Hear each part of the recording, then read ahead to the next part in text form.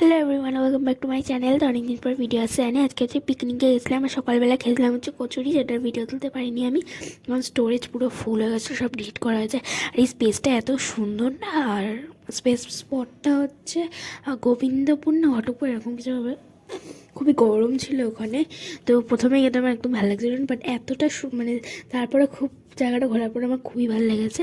এখানে দেখো খুব সুন্দর একটা মানে এই স্পটটা আমার খুব ভালো লেগেছে। এই যে আমি একাই ছিলাম এখানে জায়গায়, মানে অনেকেই আসছিলো। এই যে এটা হচ্ছে পিকনিক স্পট আর এরকম জায়গা, এটা হচ্ছে বাসে করেছিলাম আর কি, দেখো এরকম ফটো তুলেছিলাম।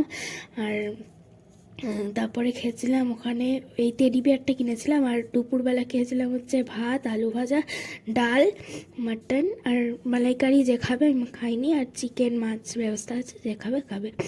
তো দ্যাটস ইট, এইটাই হচ্ছে আমাদের পিকনিক ছিল। তো তারপরে আইসক্রিম খেয়েছি সন্ধ্যাবেলা করে। বাই।